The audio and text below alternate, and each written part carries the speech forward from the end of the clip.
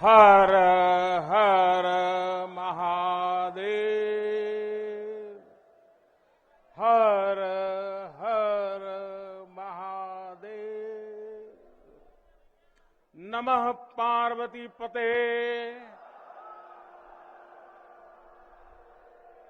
माता अन्नपूर्णा की, गंगा मैया की।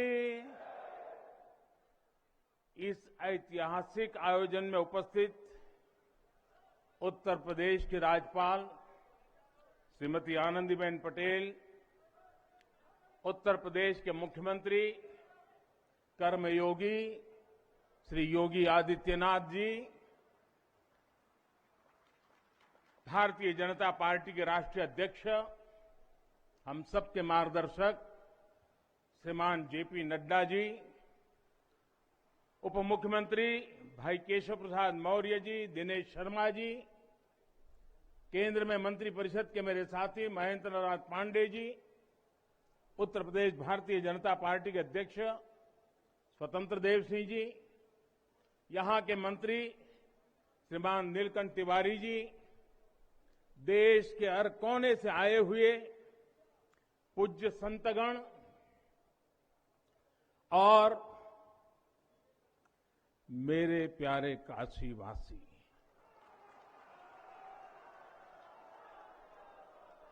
और देश विदेश से इस अवसर के साक्षी बन रहे सभी श्रद्धालु साथीगण, काशी के सभी बंधुओं के साथ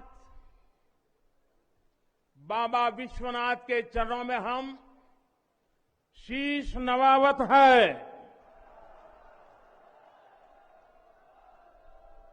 माता अन्नपूर्णा के चरणन का बार बार वंदन करत है।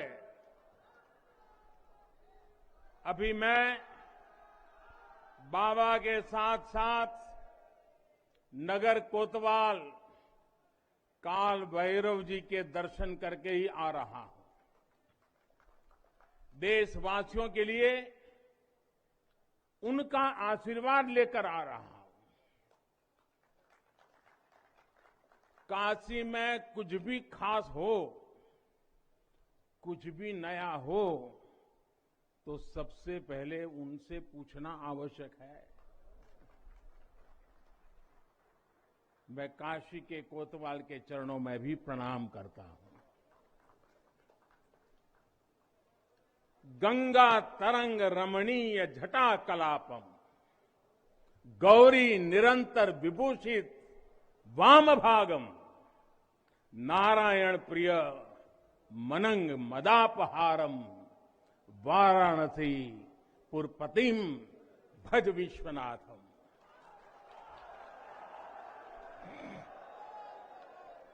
हम बाबा विश्वनाथ दरबार से देश दुनिया के उन श्रद्धालु जनन के प्रणाम करत है जो अपने अपने स्थान से इस महायज्ञ के साक्षी बनत होन। हम आप सब काशीवासी लोगन के प्रणाम करत है, जिनके सहयोग से इस शुभ घड़ी आयल है। हृदय गदगद है, मन आह्लादित है। आप सब लोगन के बहुत बहुत बधाई है।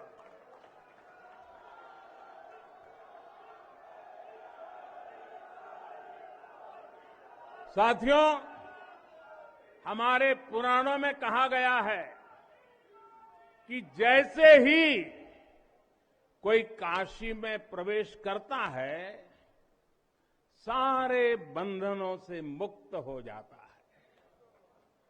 भगवान विश्वेश्वर का आशीर्वाद, एक अलौकिक ऊर्जा यहां आते ही हमारे अंतर आत्मा को जागृत कर देती है। और आज तो इस चीर चैतन्य काशी की चेतना में एक अलग ही स्पंदन है। आज आदि काशी की अलौकिकता में एक अलग ही आभा है। आज शाश्वत बनारस के संकल्पों में एक अलग ही सामर्थ्य दिख रहा है। हमने शास्त्रों में सुना है, जब भी कोई पुण्य अवसर होता है तो सारे तीर्थ, सारी देवीय शक्तियां बनारस में बाबा के पास उपस्थित हो जाती है। कुछ वैसा ही अनुभव आज मुझे बाबा के दरबार में आकर हो रहा है। ऐसा लग रहा है कि हमारा पूरा चेतन ब्रह्मांड इससे जुड़ा हुआ है। वैसे तो अपनी माया का विस्तार बाबा ही जाने, लेकिन जहां तक हमारी मानवीय दृष्टि जाती है, विश्वनाथ धाम के इस पवित्र आयोजन के इसे समय पर इस समय पूरा विश्व जुड़ा हुआ है। साथियों, आज भगवान शिव का प्रिय दिन सोमवार है। आज विक्रम संवत 2078 मार्गशीर्ष शुक्ल पक्ष दशमी तिथि एक नया इतिहास रच रही है।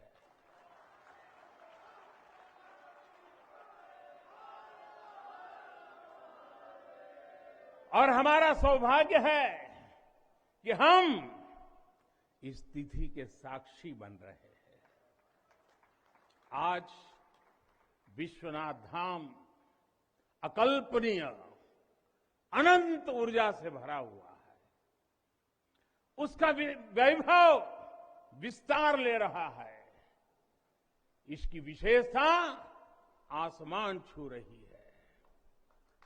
यहां आसपास जो अनेक प्राचीन मंदिर लुप्त हो गए थे, उन्हें भी पुनः स्थापित किया जा चुका है।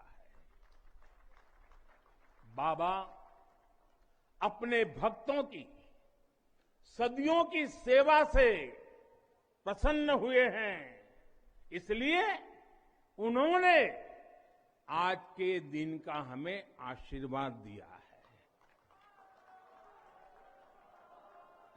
विश्वनाथ धाम का ये पूरा नया परिसर एक भव्य भवन भर नहीं है, ये प्रतीक है हमारे भारत की सनातन संस्कृति का। ये प्रतीक है हमारी आध्यात्मिक आत्मा का। ये प्रतीक है भारत की प्राचीनता का, परंपराओं का, भारत की ऊर्जा का, गतिशीलता का। आप यहां जब आएंगे तो केवल आस्था के ही दर्शन होंगे ऐसा नहीं है। आपको यहां अपने अतीत के गौरव का एहसास भी होगा। कैसे प्राचीनता और नवीनता एक साथ सजीव हो रही है, कैसे पुरातन की प्रेरणाएं भविष्य को दिशा दे रही हैं, इसके साक्षात दर्शन विश्वनाथ धाम परिसर में हम कर रहे हैं।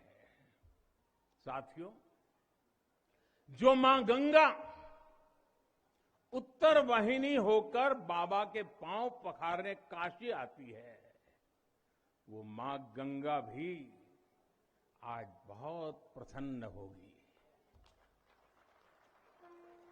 अब जब हम भगवान विश्वनाथ के चरणों में प्रणाम करेंगे, ध्यान लगाएंगे, तो मां गंगा को स्पर्श करती हुई हवा हमें स्नेह देगी, हमें आशीर्वाद देगी। और जब मां गंगा उन्मुक्त होगी, प्रसन्न होगी, तो बाबा के ध्यान में हम गंग तरंगों की कलकल, गंग तरंगों की कलकल का दैवीय अनुभव भी कर सकेंगे। बाबा विश्वनाथ सबके हैं, मां गंगा सब सबकी है, उनका आशीर्वाद सबके लिए है। लेकिन समय और परिस्थितियों के चलते बाबा और मां गंगा की सेवा की ये सुलभता मुश्किल हो चली थी। यहां हर कोई आना चाहता था, लेकिन रास्तों और जगह की कमी हो गई थी। बुजुर्गों के लिए, दिव्यांगों के लिए यहां आने में बहुत कठिनाई होती थी। लेकिन अब विश्वनाथ धाम परियोजना के पूरा होने से यहां हर किसी के लिए पहुंचना सुगम हो गया है। हमारे दिव्यांग भाई बहन, बुजुर्ग माता पिता सीधे बोर्ड से जेटी तक आएंगे। जेटी से घाट तक आने के लिए भी एस्केलेटर लगाए गए हैं। वहां से सीधे मंदिर तक आ सकेंगे। संकरे रास्तों की वजह से दर्शन के लिए जो घंटों तक का इंतजार करना पड़ा था, जो परेशानी होती थी, वो भी अब कम होगी। पहले यहां जो मंदिर क्षेत्र केवल 3000 वर्ग फीट में था, वो अब करीब करीब 5 लाख वर्ग फीट का हो गया।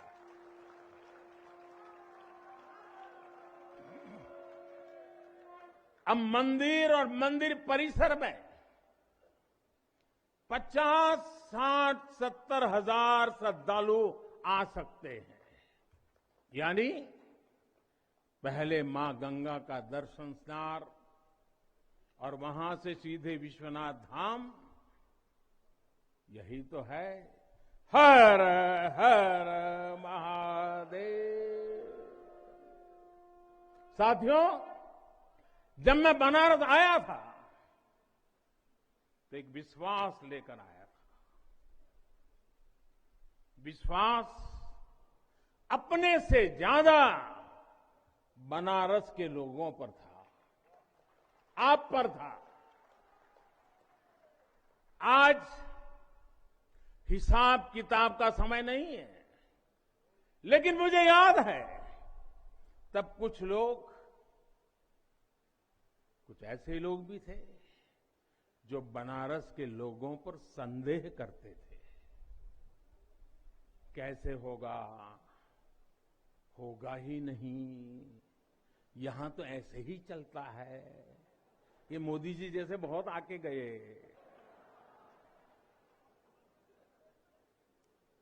मुझे आश्चर्य होता था कि बनारस के लिए ऐसी ही धारणाएं बना ली गई थी, ऐसे तर्क दिए जाने लगे थे। ये जड़ता बनारस की नहीं थी, हो भी नहीं सकती थी। थोड़ी बहुत राजनीति थी, थोड़ा बहुत कुछ लोगों का निजी स्वार्थ, इसलिए बनारस पर आरोप लगाए जा रहे थे। लेकिन काशी तो काशी है। काशी तो अविनाशी है। काशी में एक ही सरकार है।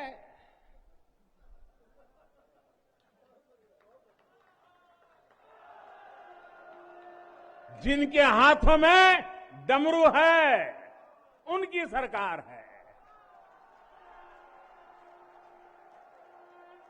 जहां गंगा अपनी धारा बदलकर बहती हो, उस काशी को भला कौन रोक सकता है। काशी खंड में भगवान शंकर ने खुद कहा है,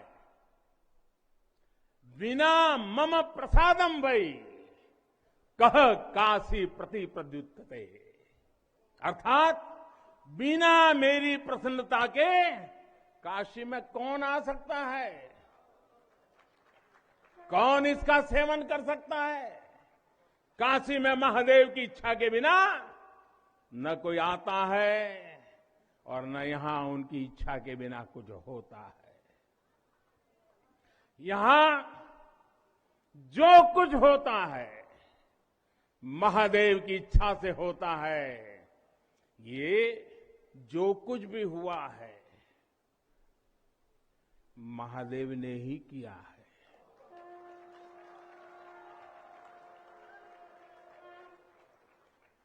ई विश्वनाथ धाम तो बाबा आपन आशीर्वाद से बनेले हुअन। उनकर इच्छा के बिना का कोई पत्ता हिल सकेला? कोई कितना बड़ा हवे तो अपने घरे का होइए,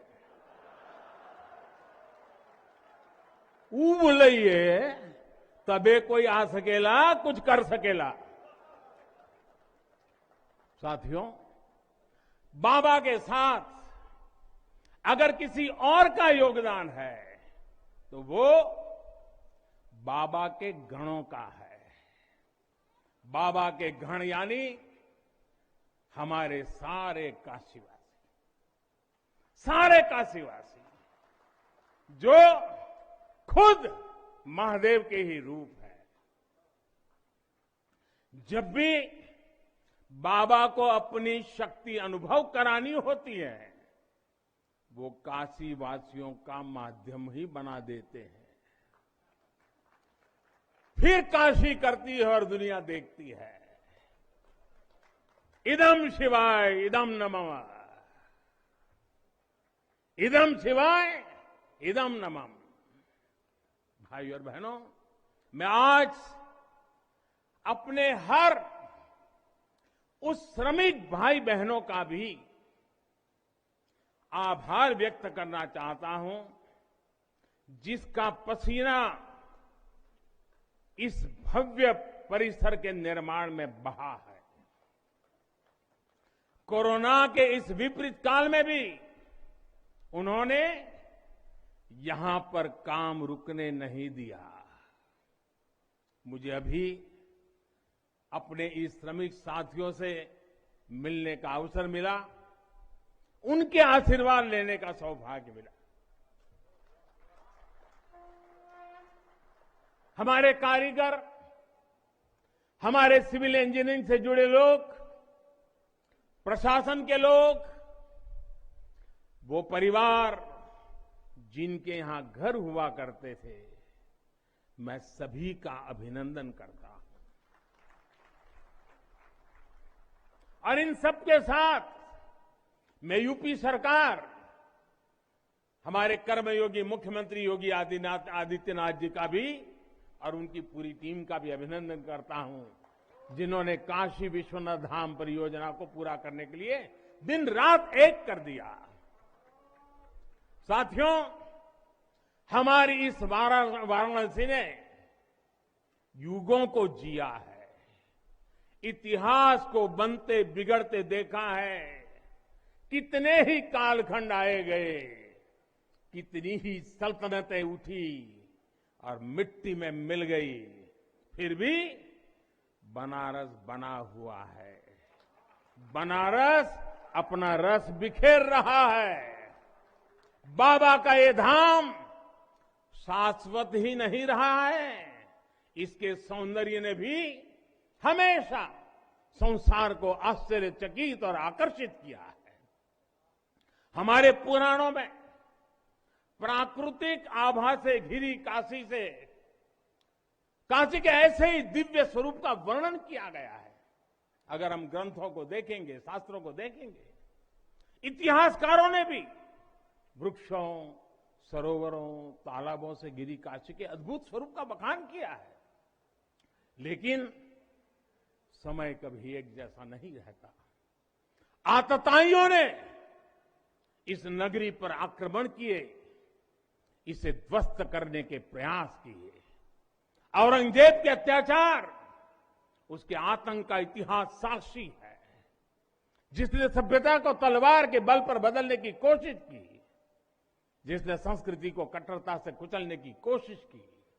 लेकिन इस देश की मिट्टी बाकी दुनिया से कुछ अलग है।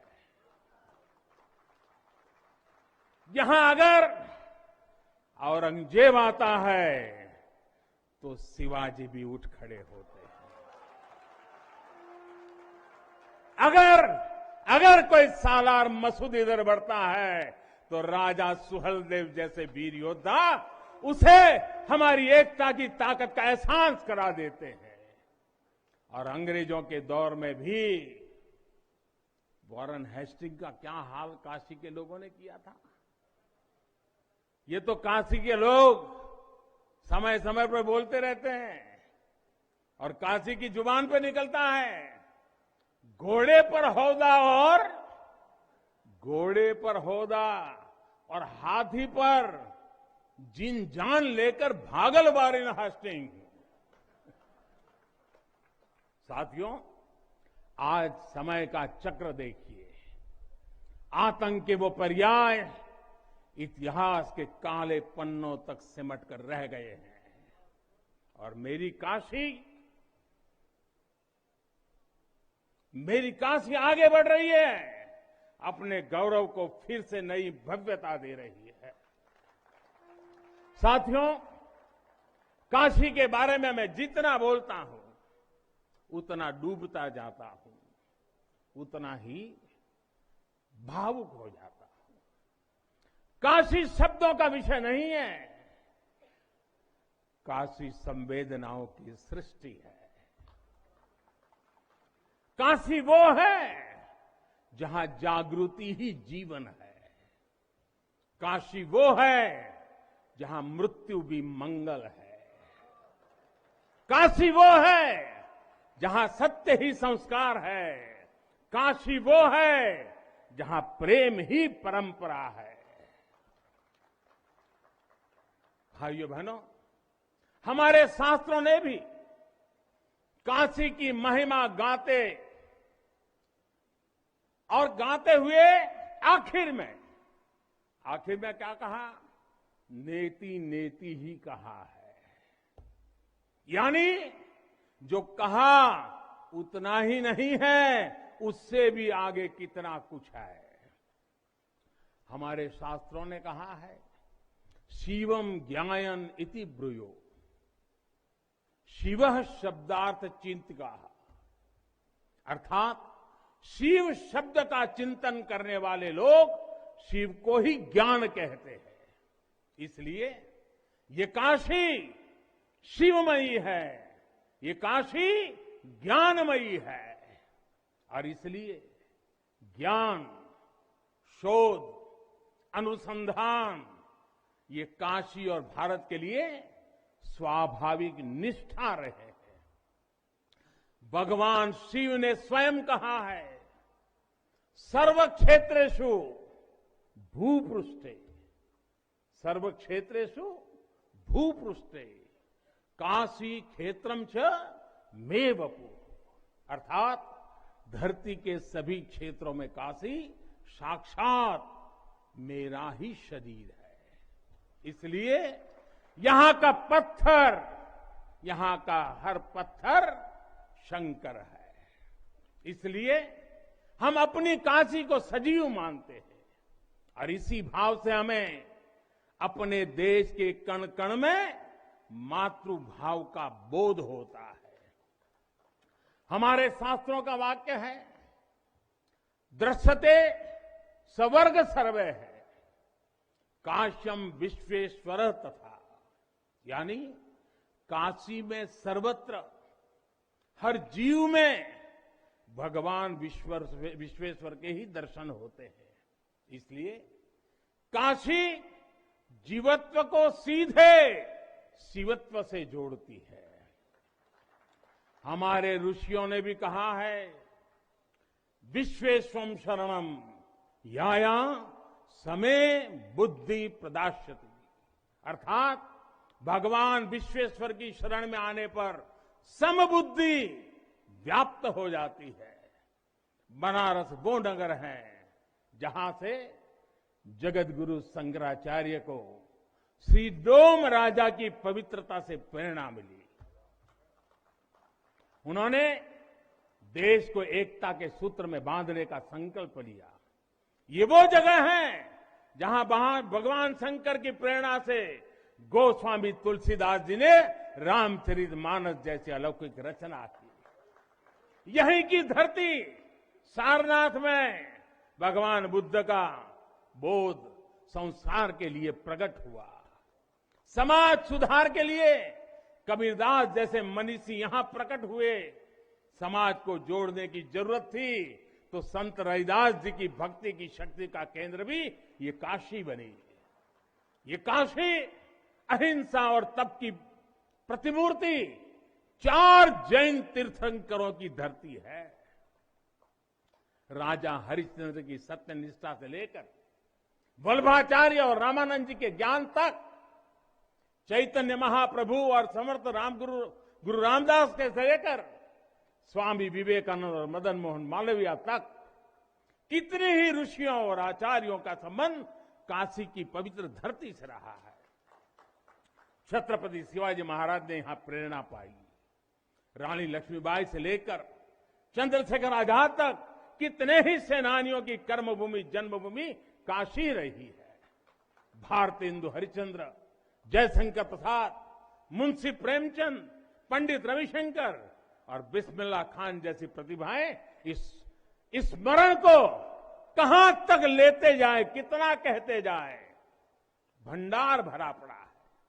जिस तरह काशी अनंत है वैसे ही काशी का योगदान भी अनंत है। काशी के विकास में इन अनंत पुण्य आत्माओं की ऊर्जा शामिल है। इस विकास में भारत की अनंत परंपराओं की विरासत शामिल है। इसलिए हर मत मतांतर के लोग, हर भाषा वर्ग के लोग यहां आते हैं तो यहां से अपना जुड़ाव महसूस करते हैं। साथियों, काशी हमारे भारत की सांस्कृतिक, आध्यात्मिक, राजधानी तो है ही, ये भारत की आत्मा का एक जीवंत अवतार भी है। आप देखिए, पूरब और उत्तर को जोड़ती हुई यूपी में बसी ये काशी, यहां विश्वनाथ मंदिर को तोड़ा गया तो मंदिर का पुनर्निर्माण माता अहल्याबाई होलकर ने करवाया। जिनकी जन्मभूमि महाराष्ट्र थी, जिनकी कर्मभूमि इंदौर, माहेश्वर और अनेक क्षेत्रों में थी, उन माता अहल्याबाई होलकर को आज मैं इस अवसर पर नमन करता हूं। 200-250 साल पहले उन्होंने काशी के लिए इतना कुछ किया था, तब के बाद काशी के लिए इतना काम अब हुआ है। साथियों, बाबा विश्वनाथ मंदिर की आभा बढ़ाने के लिए पंजाब से महाराजा रणजीत सिंह ने 23 मण सोना चढ़ाया था। इसके शिखर पर सोना मढ़वाया था। पंजाब से पूज्य गुरु नानक देव जी भी काशी आए थे, यहां सत्संग किया था। दूसरे सिख गुरुओं का भी काशी से विशेष रिश्ता रहा था। पंजाब के लोगों ने काशी के पुनर्निर्माण के लिए दिल खोलकर दान दिया था। पूरब में बंगाल की रानी भवानी ने बनारस के विकास के लिए अपना सब कुछ अर्पण किया। मैसूर और दूसरे दक्षिण भारतीय राजाओं का भी बनारस के लिए बहुत बड़ा योगदान रहा है। एक ऐसा शहर है जहां आपको उत्तर, दक्षिण, नेपाली, लगभग हर तरह की शैली के मंदिर दिख जाएंगे। विश्वनाथ मंदिर इसी आध्यात्मिक चेतना का केंद्र रहा है और अब ये विश्वनाथ धाम परिसर अपने भव्य रूप में इस चेतना को और ऊर्जा देगा। साथियों, दक्षिण भारत के लोगों की काशी के प्रति आस्था, दक्षिण भारत का काशी पर और काशी का दक्षिण भारत पर प्रभाव हम सब भली भांति जानते हैं। एक ग्रंथ में लिखा है, तेनो पयाथेन कदाचनात् वाराणसीम पाप निवारणम आवादी वाणी बलिना सविष्यन विलोक्य लीला वासरे विलिप्ता, कन्नड़ भाषा में कहा गया है। यानी जब सदगुरु माधवाचार्य जी अपने शिष्यों के साथ चल रहे थे तो उन्होंने कहा था कि काशी के विश्वनाथ पाप का निवारण करते हैं। उन्होंने अपने शिष्यों को काशी के वैभव और उसकी महिमा के बारे में भी समझाया। साथियों, सदियों पहले की ये भावना निरंतर चली आ रही है। मां कवि सुब्रमण्यम भारती काशी प्रवास ने जिनके जीवन की दिशा बदल दी, उन्होंने एक जगह लिखा है, तमिल में लिखा है, काशी नगर पुलवर पेसुम उरई दान, कांजी इल के पदर कोर खरुबी सेवोम। यानी काशी नगरी के संत कवि का भाषण कांचीपुर में सुनने का साधन बनाएंगे। काशी से निकला हर संदेश ही इतना व्यापक है कि देश की दिशा बदल देता है। वैसे मैं एक बात और कहूंगा, मेरा पुराना अनुभव है। हमारे घाट पर रहने वाले, नाव चलाने वाले कई बनारसी साथी तो, और आपने भी कभी अनुभव किया होगा, तमिल, कन्नड़ा, तेलुगु, मलयालम इतनी फर्राटेदार तरीके से बोलते हैं कि लगता है कि कहीं केरला, तमिलनाडु या कर्नाटक तो नहीं आ गए। अब इतना बढ़िया बोलते हैं। साथियों, भारत की हजारों सालों की ऊर्जा ऐसे ही तो सुरक्षित रही है, संरक्षित रही है। जब अलग अलग स्थानों के क्षेत्रों के सूत्र से जुड़ते हैं तो भारत एक भारत श्रेष्ठ भारत के रूप में जागृत होता है। इसलिए हमें सौराष्ट्र सोमनाथम से लेकर अयोध्या, मथुरा, माया, काशी, कांची, अवंतिका का हर दिन स्मरण करना सिखाया जाता है। हमारे यहां तो 12 ज्योतिर्लिंगों के स्मरण का ही फल बताया गया है। तस्य तस्य फल प्राप्ति ही भविष्यति न संशय। यानी सोमनाथ से लेकर विश्वनाथ तक 12 ज्योतिर्लिंगों का स्मरण करने से हर संकल्प सिद्ध हो जाता है, इसमें कोई संशय ही नहीं है। ये संशय इसलिए नहीं है क्योंकि स्मरण के बहाने पूरे भारत का भाव एकजुट हो जाता है, और जब भारत का भाव आ जाए तो संशय कहां रह जाता है, असंभव क्या बचता है। साथियों, ये भी सिर्फ संयोग नहीं है कि जब भी काशी ने करवट ली है, कुछ नया किया है, देश का भाग्य भी बदला है। बीते 7 वर्षों से काशी में चल रहा विकास का महायज्ञ आज एक नई ऊर्जा को प्राप्त कर रहा है। काशी विश्वनाथ धाम का लोकार्पण भारत को एक निर्णायक दिशा देगा, एक उज्जवल भविष्य की तरफ ले जाएगा। ये परिसर साक्षी है हमारे सामर्थ्य का, हमारे कर्तव्य का। अगर सोच लिया जाए, ठान लिया जाए तो असंभव कुछ भी नहीं है। हर भारतवासी की भुजाओं में वो बल है, हर भारतवासी की भुजाओं में वो बल है जो अकल्पनीय को साकार कर देता है। हम तप जानते हैं, हम तपस्या जानते हैं, देश के लिए दिन रात खपना जानते हैं। चुनौती कितनी ही बड़ी क्यों ना हो, हम भारतीय मिलकर उसे परास्त कर सकते हैं। विनाश करने वालों की शक्ति कभी भारत की शक्ति और भारत की भक्ति से बड़ी नहीं हो सकती।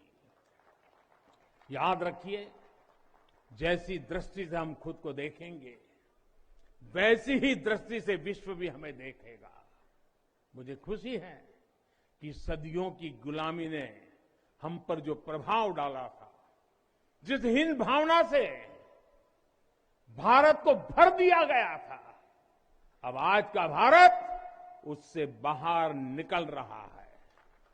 आज का भारत सिर्फ सोमनाथ मंदिर का सौंदर्यीकरण ही नहीं करता, बल्कि समंदर में हजारों किलोमीटर ऑप्टिकल फाइबर भी बिछा रहा है।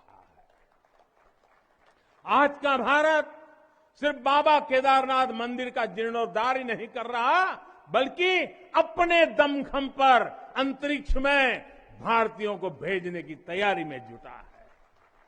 आज का भारत सिर्फ अयोध्या में प्रभु श्री राम का मंदिर ही नहीं बना रहा, बल्कि देश के हर जिले में मेडिकल कॉलेज भी बना रहा है।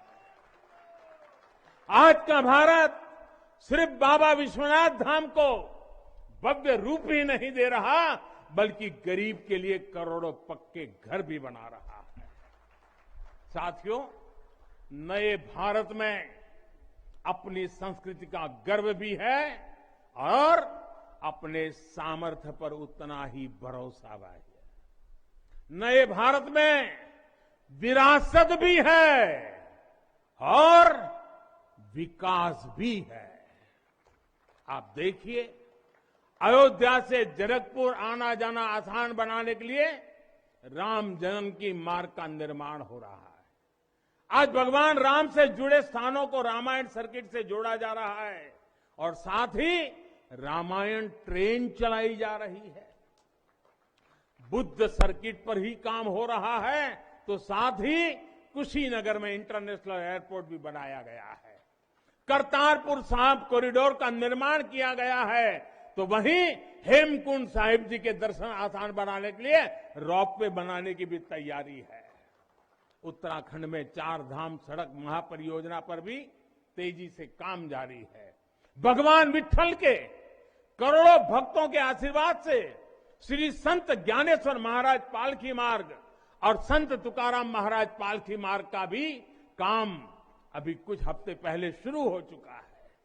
साथियों, केरला में गुरुवायूर मंदिर हो या तमिलनाडु में कांचीपुरम वेलंकानी, तेलंगाना का जोगलांबा देवी मंदिर हो या फिर बंगाल का बेलूर मठ, गुजरात में द्वारका जी हो या फिर अरुणाचल प्रदेश का परशुराम कुंड, देश के अलग अलग राज्यों में हमारी आस्था और संस्कृति से जुड़े ऐसे अनेकों पवित्र स्थानों पर पूरे भक्ति भाव से काम किया गया है, काम चल रहा है। भाइयों और बहनों, आज का भारत अपनी खोई हुई विरासत को फिर से संजो रहा है। यहां काशी में तो माता अन्नपूर्णा खुद विराजती है। मुझे खुशी है कि काशी से चुराई गई मां अन्नपूर्णा की प्रतिमा 1 शताब्दी के इंतजार के बाद, 100 साल के बाद अब फिर से काशी में स्थापित की जा चुकी है। माता अन्नपूर्णा की कृपा से कोरोना के कठिन समय में देश ने अपने अन्न भंडार खोल दिए। कोई गरीब भूखा न सोए, इसका ध्यान रखा। मुफ्त राशन का इंतजाम किया। साथियों, जब भी हम भगवान के दर्शन करते हैं, मंदिर आते हैं, कई बार ईश्वर से कुछ मांगते हैं, कुछ संकल्प लेकर भी जाते हैं। मेरे लिए तो जनता जनार्दन ईश्वर का रूप है। मेरे लिए हर भारतवासी ईश्वर का ही अंश है। जैसे सब लोग भगवान के पास जाकर के मांगते हैं, जब मैं आपको भगवान मानता हूं, जनता जनार्दन को ईश्वर का रूप मानता हूं, तो मैं आज आपसे कुछ मांगना चाहता हूं। मैं आपसे कुछ मांगता हूं। मैं आपसे अपने लिए नहीं, हमारे देश के लिए 3 संकल्प चाहता हूं। भूल मत जाना, 3 संकल्प चाहता हूं और बाबा की पवित्र धरती से मांग रहा हूं। पहला स्वच्छता, दूसरा सृजन और तीसरा आत्मनिर्भर भारत के लिए निरंतर प्रयास।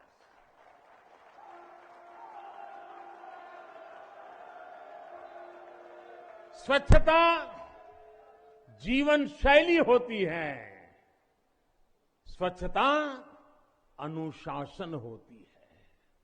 ये अपने साथ कर्तव्यों की एक बहुत बड़ी श्रृंखला लेकर आती है। भारत चाहे जितना ही विकास करे, स्वच्छ नहीं रहेगा तो हमारे लिए आगे बढ़ पाना मुश्किल होगा। इस दिशा में हमने बहुत कुछ किया है, लेकिन हमें अपने प्रयासों को और बढ़ाने होंगे।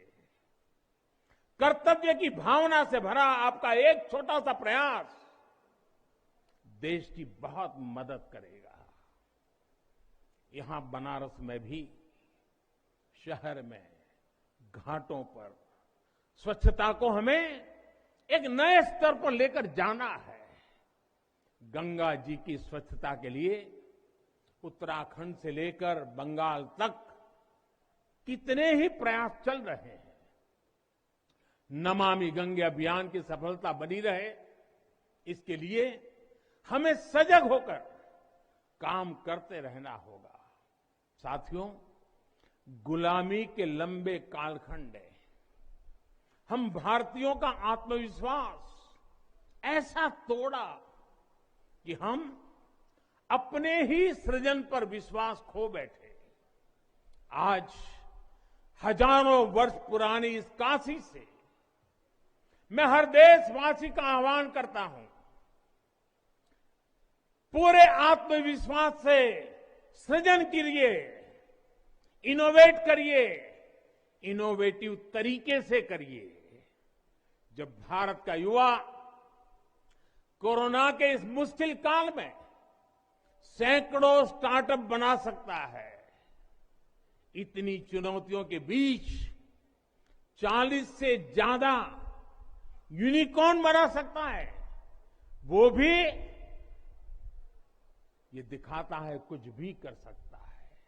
आप सोचिए, एक यूनिकॉर्न यानी स्टार्टअप करीब करीब 7-7 हजार करोड़ रुपए से भी ज्यादा का है और पिछले 1-1.5 साल में बना है। इतने कम समय में यह अभूतपूर्व है।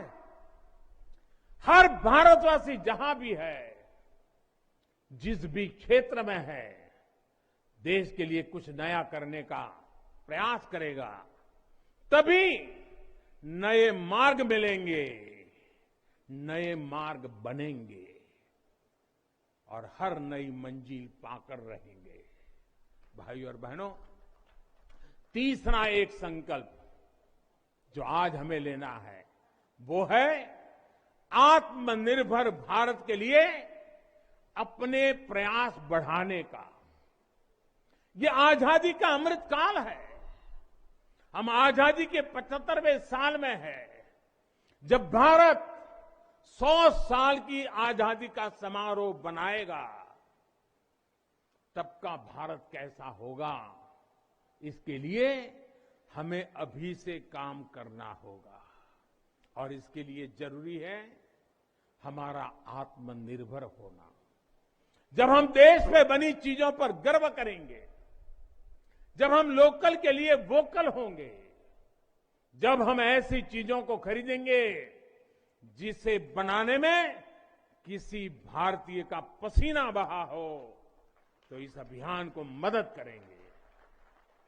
अमृतकाल में भारत 130 करोड़ देशवासियों के प्रयासों से, सबके प्रयासों से आगे बढ़ रहा है। महादेव की कृपा से, हर भारतवासी के प्रयास से हम आत्मनिर्भर भारत का सपना सच होता देखेंगे। इसी विश्वास के साथ मैं बाबा विश्वनाथ के, माता अन्नपूर्णा के, काशी कोतवाल के, और सभी देवी देवताओं के चरणों में एक बार फिर प्रणाम करता हूं। इतनी बड़ी तादाद में देश के अलग अलग कोने से पूज्य संत महात्मा पधारे हैं। ये हमारे लिए, मुझ जैसे एक सामान्य नागरिक के लिए ये सौभाग्य की पल है। मैं सभी संतों का, सभी पूज्य महात्माओं का सर झुका करके हृदय से अभिनंदन करता हूं, प्रणाम करता हूं। मैं आज सभी काशीवासियों को, देशवासियों को फिर से बधाई देता हूं, बहुत बहुत शुभकामनाएं देता हूं। हर हर महादेव, हर हर महादेव, हर हर महादेव।